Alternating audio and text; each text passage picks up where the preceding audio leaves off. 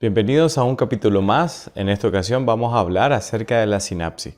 Y aunque ya tenemos varios capítulos que están relacionados con este proceso, vamos a tratar de conectarlos con los temas anteriores, acerca de cómo se transmiten los impulsos nerviosos, y también vamos a hablar de algunos fármacos que sirven para algunos tratamientos estéticos, precisamente entendiendo los mecanismos de acción de la transmisión de impulsos nerviosos, específicamente qué ocurre a nivel de los músculos. El conocer la sinapsis es entender los mecanismos de transmisión de impulsos nerviosos y poder hacer la diferencia entre unos con otros, así como también establecer particularidades de algunos sistemas y la velocidad con que estos pueden ocurrir, ya que si yo no entiendo este tipo de mecanismos, yo no voy a entender algunas patologías que puedo enfrentarme en algún momento de mi vida profesional, y tampoco voy a tener las herramientas suficientes como para poder iniciar otro tipo de terapia. Uno de los puntos que vamos a destacar es acerca de los fármacos que se pudiesen utilizar para el control de, por ejemplo, ciertas necesidades estéticas de los pacientes. No será raro que algunos de ustedes hayan escuchado acerca del Botox. Y como ustedes saben, el Botox sirve para poder darle cierto aspecto y ocultar las arrugas. Pero ¿cómo lo hace y en qué contexto la parte odontológica puede hacerlo? Porque déjenme comentarles que existe una área de la odontología que está dedicado a lo que sería la armonización facial de los pacientes, donde las líneas de expresión que se suelen notar después de algunos años son requeridos pues los pacientes, para tener mayor seguridad y confort, el realizar una serie de procedimientos de este tipo con el objetivo de mejorar su estética. Obviamente, el conocer cómo funciona este mecanismo nos ayudará a entender cómo, por ejemplo, el Botox desempeña su función, aparte de la toxina botulínica, que es a partir de donde se puede obtener para realizar este procedimiento. Así que eso lo vamos a ver ya en la parte final de lo que sería nuestro video, pero que está relacionado con los mecanismos de sinapsis, porque la toxina hace todo lo contrario a los mecanismos sinápticos, que inhiben precisamente los procesos relacionados al mismo, sobre todo porque afecta un grupo de proteínas conocidas como las SNARE, y también afecta lo que sería los canales de calcio en las células presinápticas.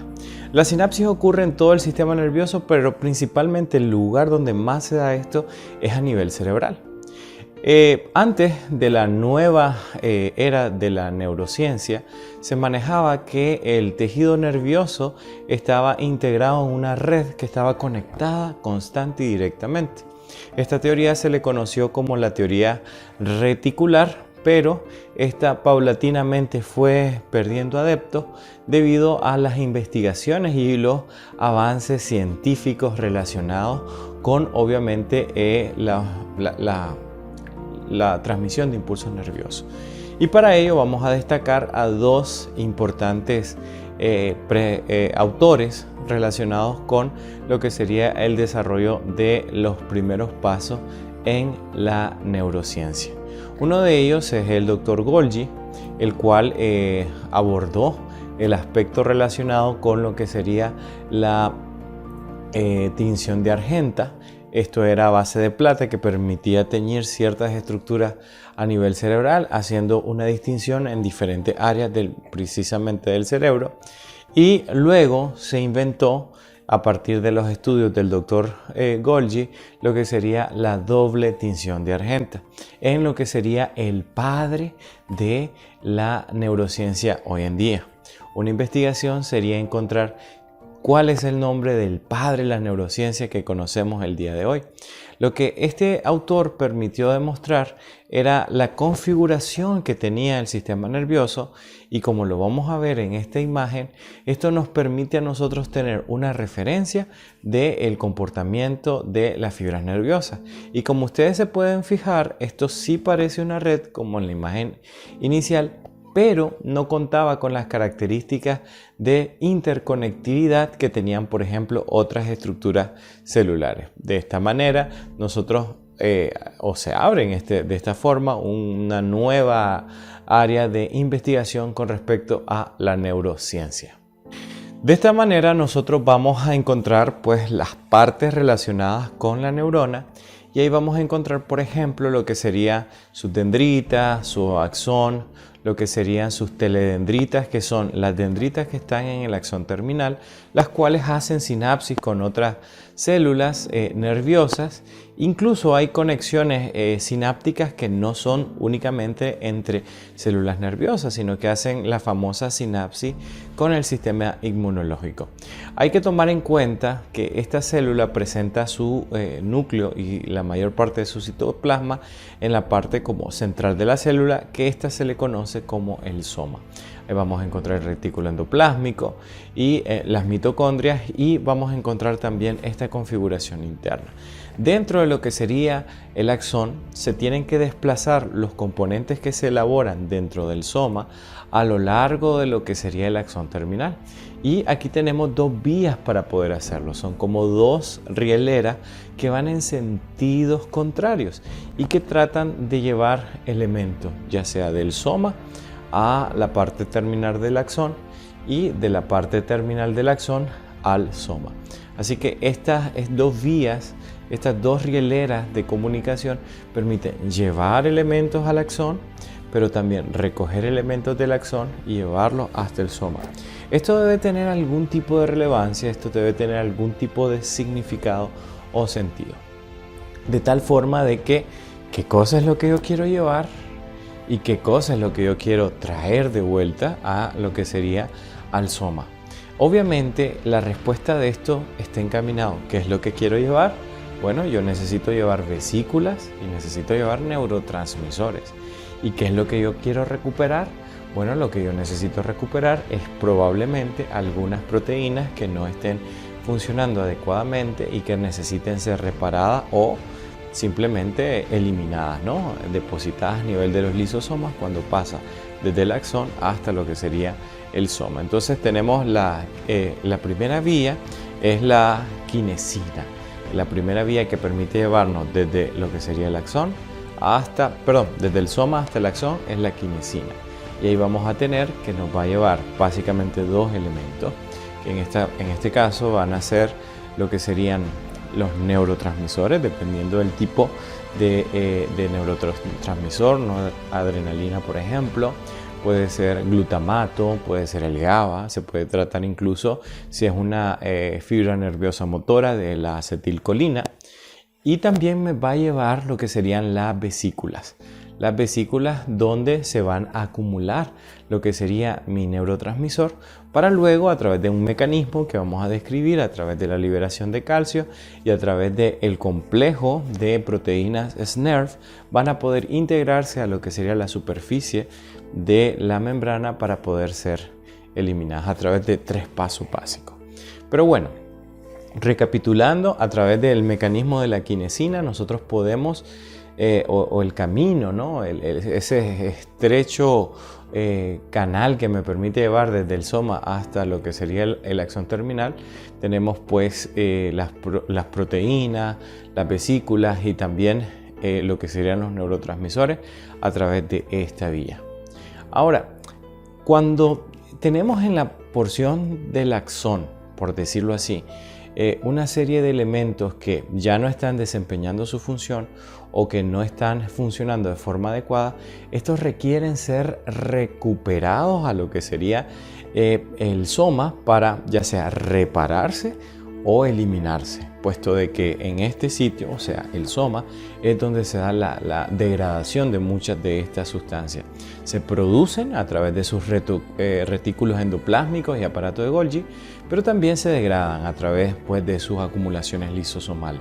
Eso es a nivel de lo que sería el soma. El camino de regreso es lo que sería la dineína. Ahí vamos a tener que todo lo que no se pudo aprovechar a nivel del axón va a regresar al soma a través de este mecanismo que es contrario. Recuerden que la kinesina nos lleva y la dineína nos regresa. ¿En qué sentido? ¿En qué dirección? Tomamos de referencia nuestro soma y lo que sería nuestro axón terminal. Es importante tomar en cuenta que hay proteínas de acción motora, o sea, mecánica por decir así, que a lo largo de lo que sería este trecho de esas dos vías, la quineína y lo que sería la dineína, nos permiten desplazar diferentes tipos de moléculas. Esto obviamente apoyado con lo que sería la transmisión de impulsos nerviosos a través de los mecanismos de despolarización, que como lo vamos a ver un poco más adelante, vamos a encontrarnos con dos mecanismos de transmisión de impulsos nerviosos o sinapsis, que son la que es meramente química y la que es eminentemente eléctrica. Recuerden que hay tres sitios específicos para poder realizar la sinapsis, que son la célula presináptica o la neurona presináptica, el espacio o hendidura sináptica y la célula postsináptica. Recuerden también de que para que se pueda desplazar y liberar lo que serían los neurotransmisores, se necesitan lo que serían los canales de calcio por medio de los cuales puede entrar dicho ion y con eso ayudar al mecanismo de la liberación del neurotransmisor. Esto tomar en cuenta siempre y cuando se trate de una sinapsis química. ¿Por qué? Porque hay sinapsis eléctricas que no requieren, por ejemplo, de una hendidura sináptica. Y esto es un apartado muy importante porque aunque no necesitemos lo que sería la hendidura sináptica, necesitamos algunos elementos que medien el proceso de la transmisión de lo que serían los impulsos iónicos con carga de voltaje ya establecido. Entonces vamos a tener características en los mecanismos sinápticos químicos y características en los mecanismos sinápticos eléctricos o meramente electroquímicos.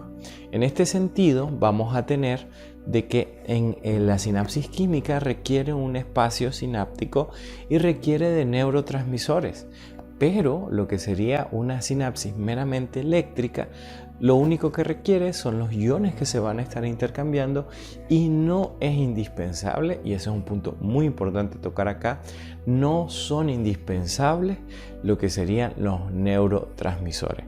Lo único que necesitamos son canales que nos permitan conectarnos directamente con una neurona y otra para poder hacer a través de los canales proteicos, poros proteicos que se forman sobre la superficie de la membrana, esas uniones importantes que nosotros requerimos.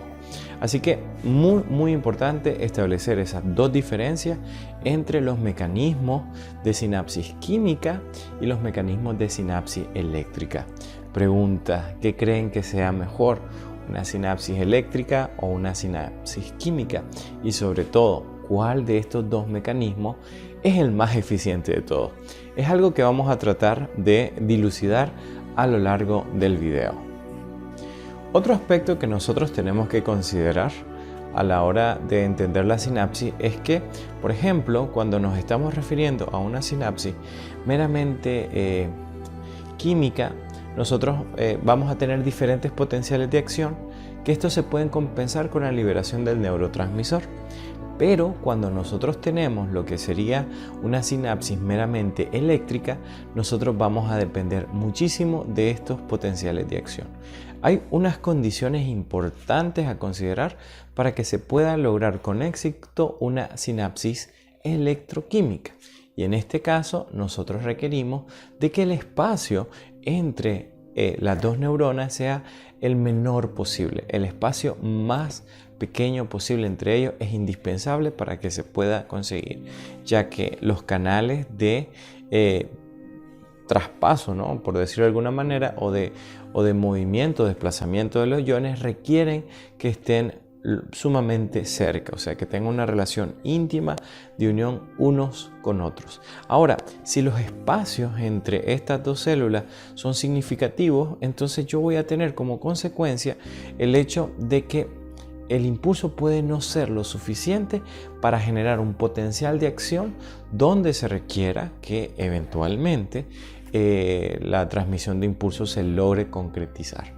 Es una respuesta rápida y como lo podemos ver a través de los dos valores de las cargas iónicas ocurren prácticamente al unísono, ¿no? Se genera la carga de despolarización e inmediatamente la otra célula responde despolarizándose.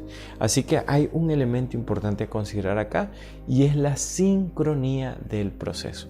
Muy importante para tomar en cuenta en una sinapsis eléctrica, básicamente la sincronía y la velocidad, la rapidez y la efectividad con que se logra transmitir el mensaje, ya sea un mensaje que lleva o un mensaje que recibe, dependiendo de lo que sería el tipo de fibra correlacionado. No podemos dejar por alto lo que serían estos mecanismos de transporte, y una buena manera de explicar esto es como cuando tenemos una mosca molesta y nosotros queremos con lo que sería cualquier cosa que tengamos cerca, ¿no?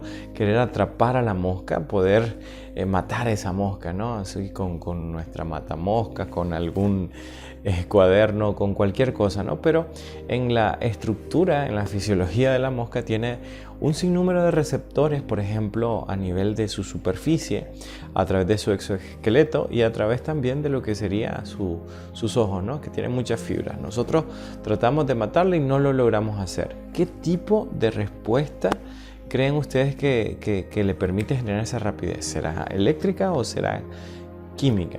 Vamos a ver qué me dicen en la siguiente parte. Ok, caemos ahora a la configuración estructural de lo que sería este tipo de transmisión de impulso, y nosotros vamos a encontrar que ahí tenemos esa correlación de cercanía de los canales, ¿no? Ahí, como pueden ver ustedes, tenemos una íntima relación entre cada uno de los canales que se unen para poder generar el paso de lo que serían las fibras. No hay que olvidar, no hay que perder de vista de que en este tipo de mecanismos el impulso puede ir en una dirección, pero también puede ir en la otra dirección. Esta es otra diferencia que nosotros vamos a encontrar con la sinapsis química, donde prácticamente en la sinapsis química, donde necesitamos neurotransmisores, la transmisión del impulso es unidireccional. En cambio, cuando hablamos de una sinapsis eléctrica, este puede ser bidireccional, o van en un sentido o van en otro. Eso también lo hace mucho más rápido y eficiente. Es como los reflejos, es prácticamente instantáneo. Gracias a esto, nosotros podemos, a través de estos canales, podemos conseguir pues la transmisión del impulso y poder generar una respuesta en tiempo real, pues básicamente en milisegundos. Los tipos de sinapsis eléctrica son sumamente eficientes, sumamente rápidos, y obviamente tiene sus limitaciones, ¿no? Y es que si la distancia entre un axón con otro es lo suficientemente importante, la transmisión del impulso se va a disipar. Esto, con respecto a disiparse, tiene que ver mucho con el tipo de fibra con la que estemos nosotros interactuando, porque si tenemos una fibra que es, por ejemplo, bipolar, y vamos a utilizar un número, unos 6 milivoltios fueron necesarios para despolarizar a la primera célula, y esta es una célula bipolar, entonces se va a dividir esa transmisión en tres, por decir así, en este caso milivoltios, que no van a ser suficientes para despolarizar a la siguiente célula. Esa sería otra de las ventajas. Desventajas en este caso, que cuando tenemos alguna variación de la fibra nerviosa, quizás el impulso original, si no es compatible con la célula que generó el impulso nervioso, probablemente no logremos hacer la conexión o la transmisión del impulso con la célula nerviosa subsiguiente. Entonces, ese unos apartados importantes a considerar. Recuerden que cuando tenemos nosotros lo que es la sinapsis química, nosotros necesitamos llevar a los neurotransmisores hasta lo que sería la porción terminal del axón. Recuerden, a través de las vías que nos permitieron llevar hasta acá a lo que sería nuestro neurotransmisor y a la vesícula. Esas vesículas obviamente se van a acercar a lo que sería el axón en la porción más basal, que es donde estamos más cerca pues de la hendidura sináptica, y esto se puede liberar gracias a la participación de dos importantes elementos, que son lo que sería el calcio a través de los canales homónimos y a través también de lo que serían el complejo de proteínas SNRF, que lo vamos a hablar en un momento. Fíjense bien con los grados de despolarización, fíjense que no son tan sincrónicos o no son tan rápidos como lo que serían los eléctricos. Sin embargo, esto no es un excluyente para decir de que no son formas eficientes de transmisión de impulso nervioso. Lo que sí es que si la distancia también o la cantidad de neurotransmisores es insuficiente para poder transmitir el impulso, simplemente le pasa lo del impulso que se disipa. Y en ese sentido se disipa al espacio o hendidura sináptica y tal vez de 6 milivoltios que fueron liberados más una cantidad de neurotransmisores que tal vez necesitaba 6 también, pero solo fueron liberados 3 de esos 6 neurotransmisores, aunque mi carga de milivoltaje fuera apropiado, fue insuficiente la cantidad de neurotransmisores para concretizar lo que sería la sinapsis. Aquí tenemos lo que sería el complejo de proteínas SNRF, que lo que permiten es integrar lo que sería la vesícula a la parte más basal de lo que sería la membrana del axón terminal. Esto con el objetivo de entrecruzarse, lo vamos a ver en una pequeña animación en breve, que nos va a permitir generar como una suerte de llave cerradura, colocar los dos segmentos de lo que sería la vesícula a lo que sería la superficie de lo que es la membrana celular del axón terminal, con el objetivo de acercarlo a esa porción. Y como tenemos que esta vesícula tiene las mismas características, el mismo mosaico fluido, el modelo de mosaico fluido de la bicapa lipídica se puede fusionar perfectamente con la membrana original, permitiendo la liberación del neurotransmisor. Y con esa liberación del neurotransmisor se completa con también la transmisión de la carga iónica, lo que sería la sinapsis con el otro extremo de la célula involucrada. Este mecanismo relacionado con las proteínas SNRF tienen una característica de reversibilidad. ¿Y esto qué significa? Esto significa que después de que se activan, estos se vuelven a desactivar y requieren el uso de GTP, y también necesitan de proteínas de desarme, que se llaman. Ahí podemos ver cómo se están integrando, se están entrecruzando, está atrayendo la vesícula, se está fusionando a lo que sería en la membrana celular y el neurotransmisor comienza a salir. Ese entrecruzamiento, ese doblez a través del GTP, eso va a generar la energía para lograr a través de proteínas de desacople el poder separarlos y dejarlos libres a estas proteínas SNRF para la siguiente vesícula y lograr con ello obviamente ese intercambio de lo que serían los neurotransmisores. Hay básicamente 3 etapas.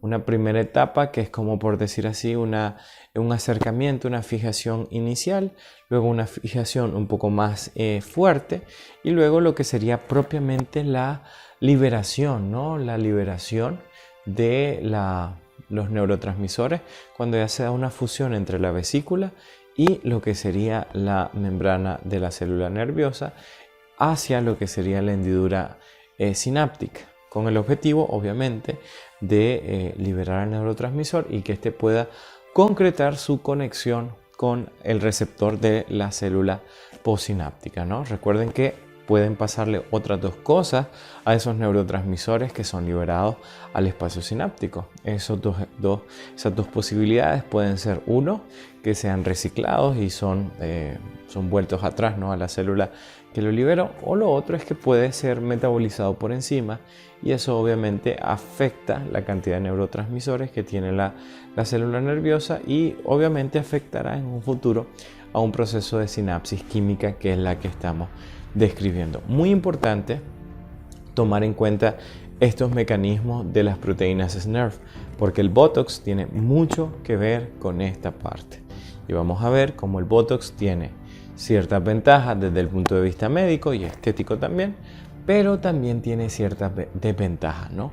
Porque como lo vamos a ver en su momento, son mecanismos de tratamiento meramente reversibles y obviamente la efectividad de estos tratamientos no son a largo plazo. Entonces aquí tenemos una representación del neurotransmisor clásico que se libera en la contracción muscular, que en este caso es pues la acetilcolina, pero cuando nosotros colocamos lo que sería la toxina botulínica o la toxina del Botox ya en forma de un medicamento, nosotros vamos a inhibir por un lado lo que serían los mecanismos de unión de las vesículas a lo que sería la membrana, de tal manera que la toxina afecta al complejo de proteínas SNRF, y si yo no libero un neurotransmisor como la acetilcolina y no llega a lo que sería la célula postsináptica, no se puede dar la contracción muscular, y en consecuencia, ¿qué es lo que pasa? Mi paciente pierde la capacidad inclusive de que ese músculo tenga tono, y el músculo se vuelve completamente flácido, o sea, se relaja completamente. Si nosotros recordamos las 3 posiciones que puede tener el músculo, que es contraído, relajado y con tono, el relajado va a ser la característica que este va a tener. Pero también vemos cómo puede afectar precisamente al neurotransmisor, inhibiéndolo para que ni siquiera la acetilcolina pueda interactuar con la célula receptora de este neurotransmisor. Botox, por ejemplo, es lo más cercano o lo más común, lo más popular, pero la toxina botulínica sirve también para, por ejemplo, pacientes que han sufrido algún derrame cerebral, algún problema cardíaco, donde hay ciertos segmentos del corazón que no lograron, por decir así, reanimarse o están excesivamente contraídos. Entonces eso ayuda también a la terapia. Hay que tener cuidado, ¿no? Porque la toxina botulínica es extraída del Clostridium botulínico, que es una cepa derivada del Clostridium tetani, que lo hablamos en clases previas, ¿no? Si se acuerdan un poco del trismo, de eso hablamos en la temática de músculo, pero que está relacionado con lo que sería también este tipo de situación. Nada más que aquí se le saca una ventaja importante. Tenemos 2 importantes enfermedades, como ustedes las pueden notar por ahí, que están relacionadas a lo que sería la inhibición de los mecanismos de contracción muscular. Y aquí tenemos uno que va a afectar los receptores de los neurotransmisores, y la otra enfermedad lo que va a hacer es afectar la entrada de calcio a la célula, consiguiendo como consecuencia la imposibilidad de que el neurotransmisor a nivel basal pueda ser liberado y obviamente pueda ser recibido por parte de su receptor. Eso es muy importante que lo podamos diferenciar. El síndrome, por ejemplo, está asociado a el bloqueo de los canales, y la enfermedad que afecta a los receptores tiene que ver con una respuesta autoinmune.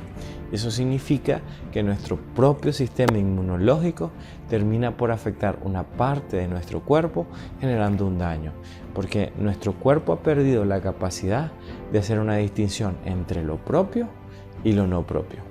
Así que muy importante considerar esto a la hora de diagnosticar enfermedades donde la contracción, por ejemplo, muscular, se ve afectado por alguno de los mecanismos precisamente sinápticos, porque no es que haya un problema de neurotransmisor, sino del mecanismo sináptico. Entonces, cuando tenemos a un paciente que se le va a colocar, por ejemplo, el Botox, nosotros vemos unas líneas de expresión, las famosas arrugas que pueden estar a nivel de la ceja, por debajo de los pómulos, a nivel de los labios, en la frente, y esto consiste en colocar la toxina en los sitios específicos donde nosotros queremos relajar ese músculo. Importante, debemos de procurar que la inyección sea transdérmico y no intravascular. Eso sí puede ser peligroso porque puede generar parálisis en otros tipos de estructuras, y que esto no va a durar más de 6 meses. Esto va a ser algo eminentemente reversible. Así que bueno, espero de que este video sí salió un poquito más largo que los anteriores, pero bueno, queríamos explicar los mecanismos sinápticos y agregar información a la que ya teníamos originalmente. Así que sin más, yo me despido de ustedes, nos vemos en la prueba, espero que les vaya muy bien, y luego en el espacio para el plenario. Y recuerden, la odontología es más que dientes.